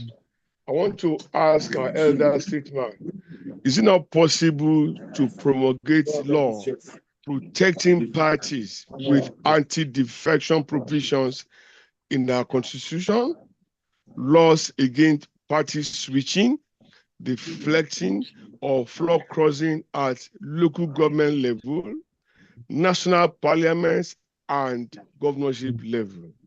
If anyone must defect, he or she must relinquish the position, or if you defect, you lose the seat or position occupied. From Steve Isaac in Auchi, Edo State. Okay, I think there is one here. Let me quickly read it. We just have about 12 minutes or thereabout, and we still need to leave out maybe some 3 minutes for the KBC to do a wrap-up. There is somebody from Abeokuta, Olatujoy Babalola. The recent wave of defections to APC by the opposition politicians should not be seen as it is reflection of what Adams Oshiomhole said, that your sins are forgiven when you join APC, or fear of being prosecuted by EFCC. This wave of deflection to me can be attributed to several factors. Firstly, Tinubu leadership and influence seem to attract opposition politicians to APC. Remember, this is the first in the history of this country that we are having a thoroughbred politician as the president, and this is a man who knows his game. Well, everybody to his opinion. Let me quickly go back to Ambassador Farumbi. As he wraps up his thoughts, and very briefly, let's also find out where this will lead us to and what must be done. Also factoring the issue of INEC, we never spoke about it at all. Thank you, Ambassador Farumi. Thank you very much. There was somebody that was insisting on how did Awolowo become premier. I know a lot of our people are consumers of the propagandist lie. The 1951 election was the first election under the Marquessate Constitution that attempted to do election on political party basis. There were multiple political bases in Western region. The actual group FIDE candidates, the Otu-Edo FIDE candidates, the Ekiti-Parapor FIDE candidates, the Ibadan Parapor Party FIDE candidates, and a number of the candidates were independent. Not all the candidates at that time were either actual group or NCNC. In fact, an important person like D.S. Adegbero was elected at that time as an independent candidate. Dr. Awuchika from Ondo was elected on the basis of Ondo Improvement Party. So after the election, the candidates that won decided which of the two parties they will join. A number of the independent candidates joined the action group. The Otu-Edo, for example, joined the NCNC. Nobody ever called that a cross carpet. Then the People's Party had 7 members. 5 of them, led by AMA Akinloye, decided to ally with Action Group.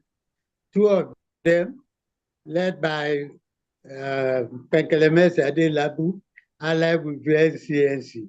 So at the end of the day, the Action Group and its allied parties had more members than the NCNC and the allied parties.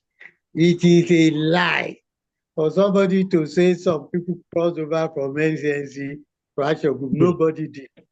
Those who chose to ally with Action Group were elected on their community basis or as independent. So I think I could say they. Now, going forward, I think we all agreed that we must all agree that it's better for the interest of this country that appointment to INEC must be in consonance, in keeping with the provision of the Constitution. The Constitution is so clear that nobody must be appointed to INEC who has been a card-carrying member of political party. But we have obeyed this in Nigeria in violation. Apart from Atahura Jega, that was perhaps the only INEC person that had never been a card-carrying member. If we obey what the Constitution says, and we don't make as INEC somebody who has failed nomination on the platform of our party, and then make him a member of INEC, then we are likely to get a little bit more independent INEC than we are getting. And I also believe that the more we use technology, the more difficult it will be to falsify results. Although I remember that when they went to tribunal and so on in the last election, they said use of technology is not necessarily binding. I hope it should be, the amendment should be so that we make it binding, so that all of us can be assured that both the members are not former members of the party and that they are also relying on technology. It's not that technology cannot make mistakes, but the mistakes can be minimal. Then we also ought to be able to enforce or to force the National Assembly to include in the amendment to Electoral Act that whoever crosses over from a party to the other after election must resign and go and face the electorate again. If we do that, that would be good. We will hope that the society itself will begin to make greater demand on those who occupy government, and therefore will run a better system. It will be hoped that the political parties will really be political parties in name, in deed, and in truth. They will not just be for gathering votes alone. I'm so grateful for this opportunity. I thank you so much. Thank you very much, Ambassador Farumbi. You really did a great job, but we are not yet done with you anyway. We have not spoken about the judiciary. The politics that we are playing in Nigeria is this way also because of the type of judiciary that we have. Now, there was this golden advice from one retired justice of the Supreme Court, the late Justice Nikki Toby. He said some things. He said there is need for Nigerian judges to maintain a very big distance from politics and politicians. Our Constitution forbids any mingling. As judges, we must obey the Constitution. The two professions, whether judgeship or politicianship, just pardon me to use that coinage. The two professions do not meet, and we never meet at all in our democracy in the discharge of their functions. I'm still quoting Justice Nikki Toby. While politics as a profession is fully and totally based on partiality most of the time, judgeship as a profession is fully and totally based on impartiality, the opposite of partiality. Well, he also said, judges should on no account dance to the music played by politicians because that will completely destroy their role as independent umpires. Let no judge flirt with politicians in the performance of their constitutional adjudicatory functions. Well, let me just abridge that. I think this is food for thought. God bless the soul of Justice Nikki Toby. At the time he was saying this, I'm not sure things have been this bad. What do you say about the type of judiciary that we have at the moment? Ambassador Yemi Farumbi.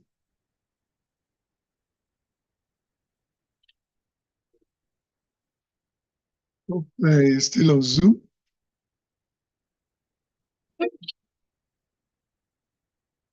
Okay. I think something has happened to Zoom for now, but as we wait for him, I want to especially thank the keynote speaker talking about the Olowu of Owu, Oba Sakamatemilola, who, by the way, had to, adjust his. He was airband and had to just cut short to make sure that he had that session. He has taken some apologies to, be out to continue his journey on air. And he has asked Commodore Professor Kunle Olawumi to hold forth for him. But before we call Professor Olawumi, if Ambassador Farumbi is back, let's take him on. But let me come over to you, Dr. Ari. Thank you. Thank you very much. Politics is about growth. It's about development. It's about people that form the nation. In all honesty, as our democracy reflected the position of the people, has there been real concern for the people who are generally called the masses, the hewers of wood and the drawers of water? Now, if no, if the answer is no, what is the way forward?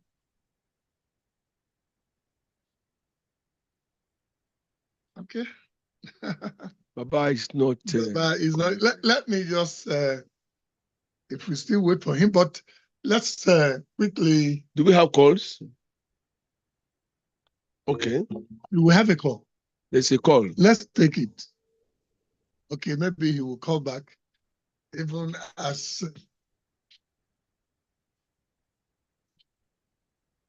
09060992609. We have the call now. Okay, 09060992609.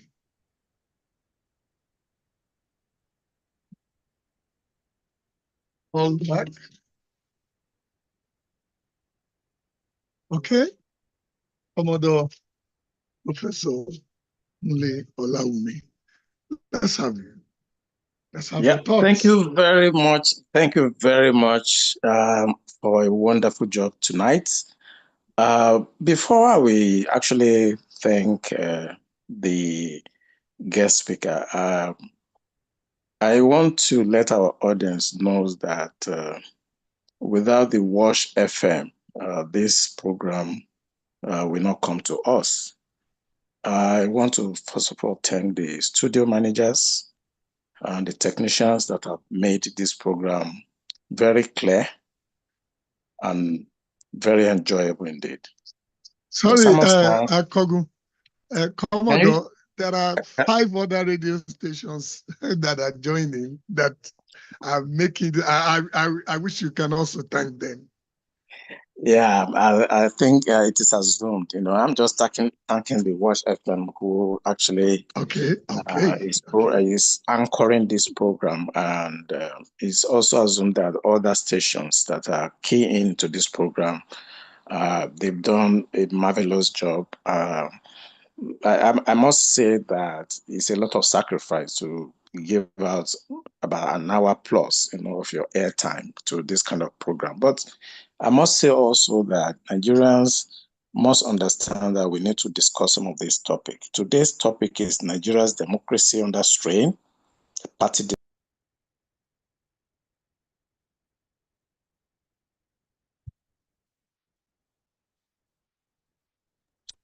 This is something that looks a bit academic and very lengthy, but I think the bottom line is that Nigeria is going through a one-party state. The person that actually anchored this program, Ambassador Dr. Yemi Farumbi, has done a marvelous job. He has covered all the grounds. And actually, when some of the contributors mentioned issue about INEC, I see that as very key. But I must quickly mention that there's a constitutional amendment going on right now. It has passed the second reading, whereby issue of defection from parties are being addressed. You may need to avail yourself some of those opportunities to key into what is going on in the House. But I must quickly mention that for any state, whether in Africa, Europe, or Asia, there are indices to measure performance.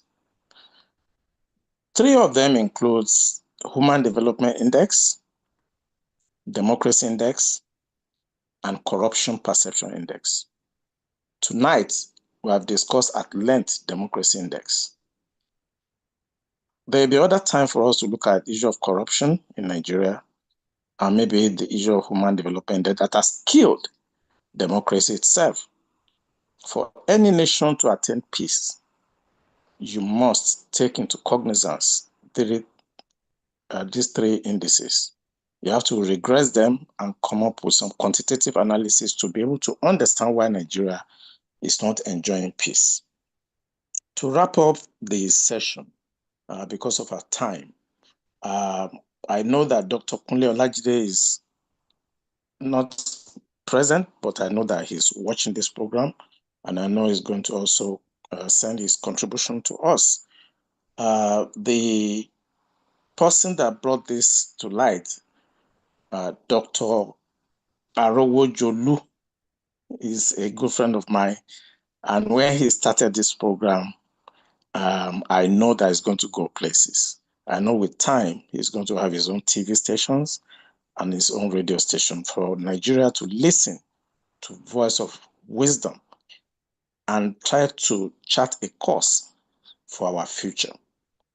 I don't want to be pessimistic, but the way the politicians are going about governing this country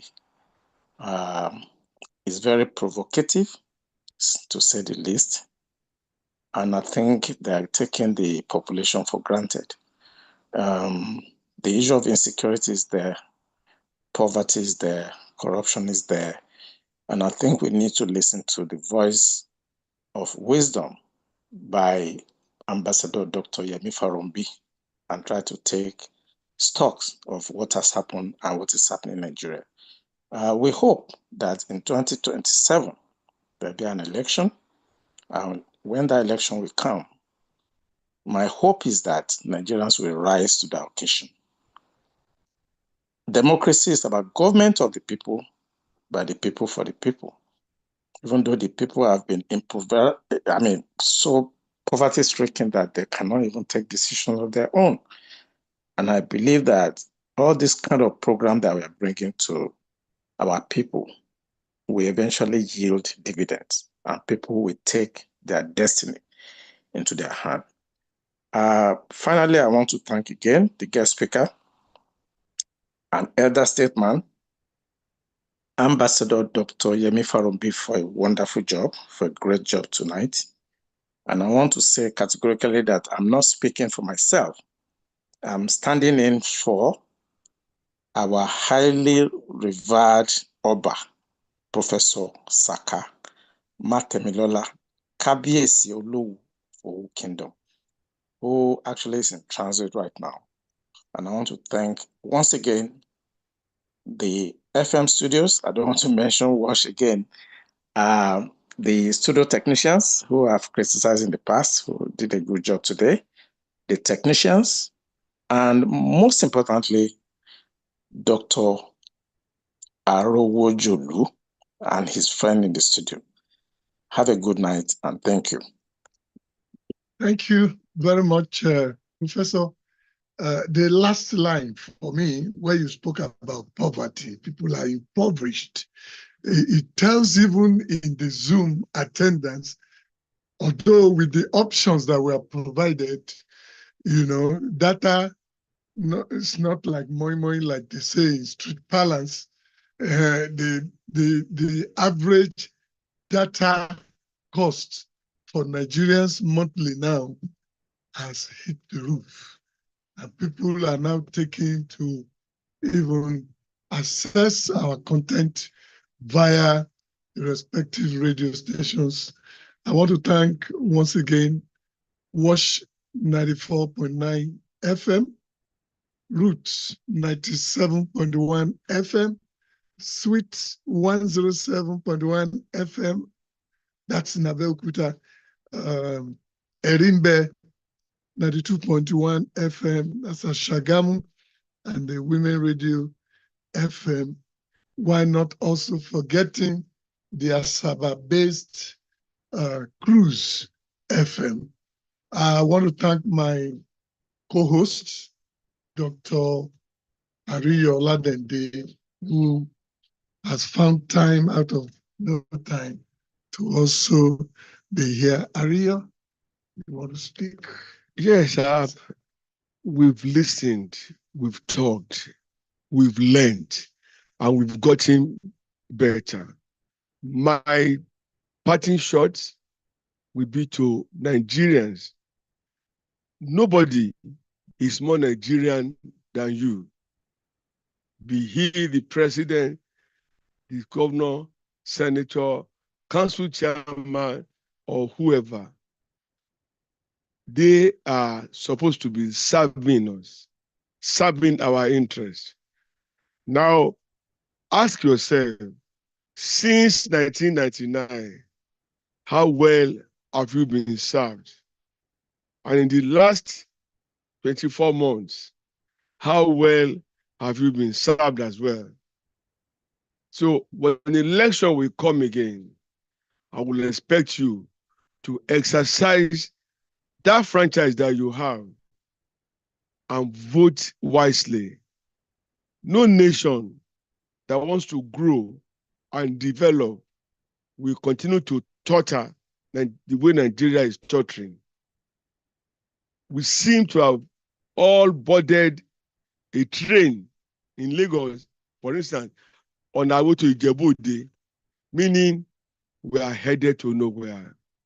Things are not what they should be. And as Yorubas will say, Eku okebi eku mo, eye what the kebi eye mo.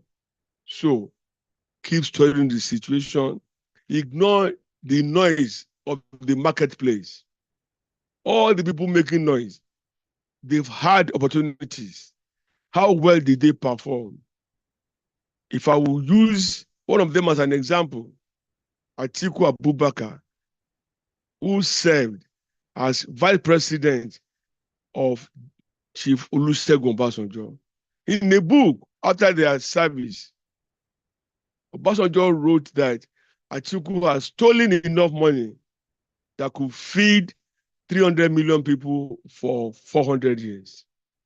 Atiku didn't go to court to go and sue for damages and defamation. I think we'll leave Atiku's matter for another day. So the same Atiku is now going about dropping knocks on virtually everybody's head. As I said, ignore the market noise and vote wisely. See you again this time in June. Thank you very much. As we round up, let me acknowledge the presence of Akoguntola Adeni. I cannot just but introduce him. Thank you, Daddy. Thank you so much. We had a beautiful session last month, and I think we can have it again and again. A special thanks to all those who joined and waited to the end. I will want to see who will be the last man standing here. Thank you very much. Thank you to all. Thank you. Thank you. God bless you.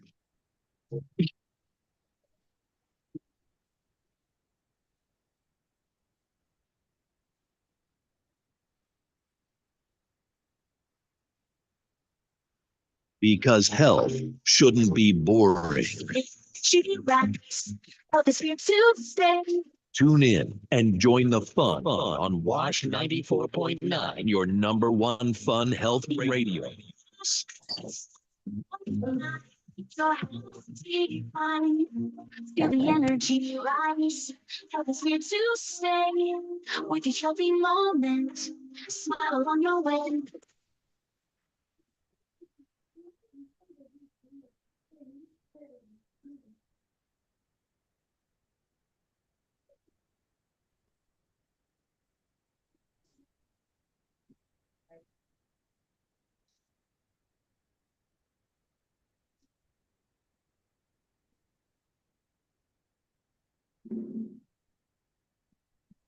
Stand as the people with one song, with one voice, we're a nation undivided and point. We will take us down and build our land. To defend what is ours.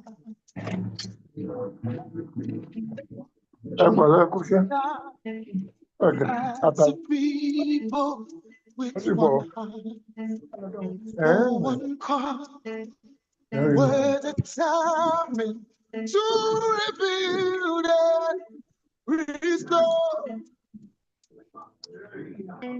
We're a freedom, right and truth, rebuild our land. Where there's hope for us all. Our land, where there's hope for us all.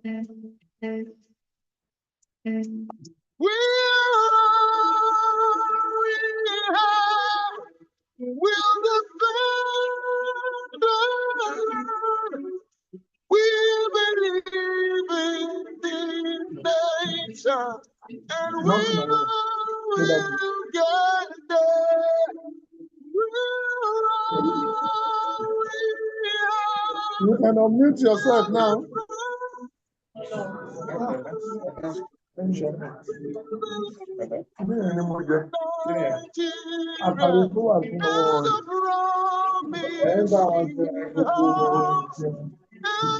one day we'll shine like the sun.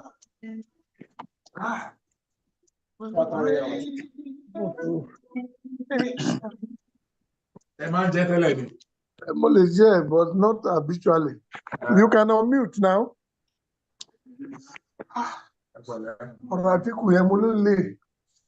Not have mentioned it. I don't know why. There's no, not a party.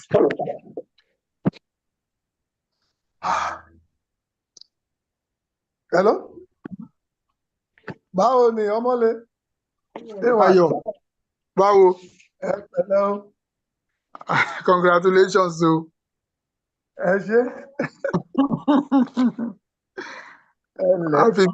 Happy birthday. Àlàáfíà la wà jàre. Ẹ jẹ́ kí n pè wọ́n wá gan sef. Okay. Because the introduction, welcome to the podium. We're not having podium here. Welcome to the program. Minimum coffee. It's my mistake. No, we should take to the program. we should avoid that kind of podium. It is another life show. You understand what I'm saying? Then, out of another, what do you make out of this nonsense? Out of this great wonder. Okay. Dr. Allen, wow. The opening, though motivated, all on our call. Welcome to the podium. We are podium. No, to the podium. No, come on. No, yes, it was another one. Hello? This nonsense. We make sense. Out of this nonsense. It's not, but sorry, I should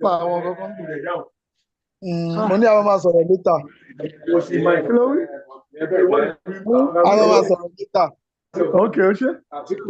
Go.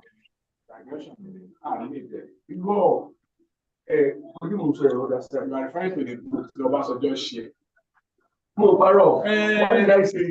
I will talk about at the vanguard parting killing on the cash. Parting closing remark. I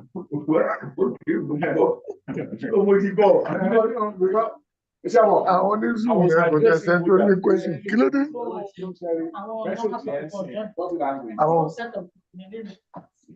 New set of body language. So we have to. I want to ṣiṣẹ́ lórí ẹ̀ wọ́n pọ̀. Okay. I want to ṣiṣẹ́ lórí ẹ̀.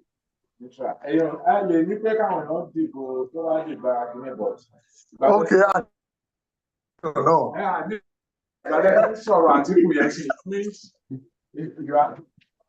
Meanwhile, you're already indirectly saying that people should be wary of one party towards 2027. At the same time, I told you I think on them article now. So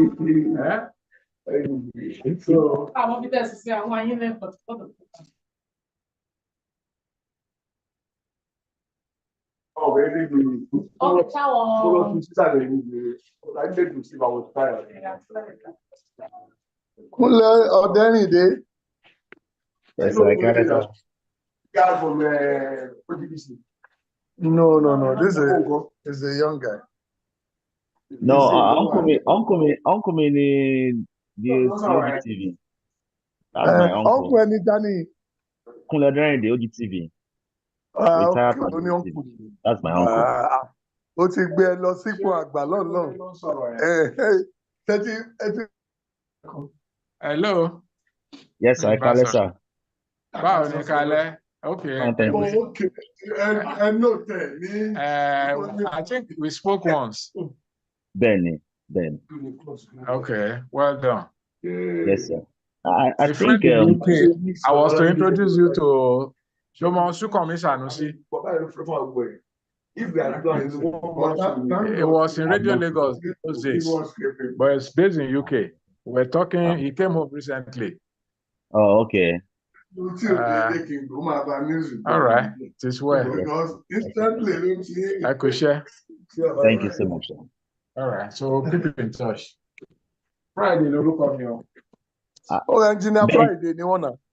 I think data tests around is part of the reasons why there is low turnout, low resume. Lane. Because okay. Face on boiling point.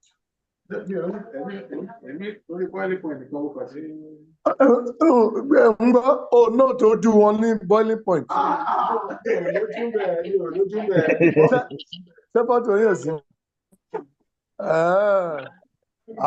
want to see you watch the film. Then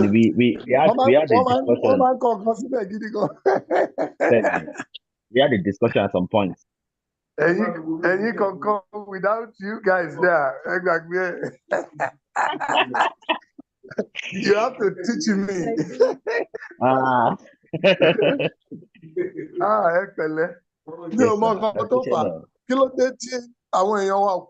Zoom. We can't really blame them too because cost of data is not small this time. Surely to because Tony Shebelu, though I sent it manually, I tried, and my wife said, "Oh no, Tipe, a new set of people low join you, pé àwọn old folks yẹn wò." Then, and probably people are tuned into the radio station to listen. Because that would be cheaper. That would be cheaper compared to data. Kò dàbí ká rójú ara wa báyìí. Kárí ojú àwọn Nǹkan tí economy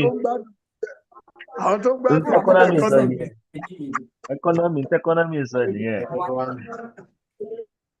Àtàwa tí Tinubu ti ṣe léṣe bàjẹ́bàjẹ́. Data is live. No one can put that. Ó ní agbára. Data is live. Data in this place is just like anything. It's just like normal thing.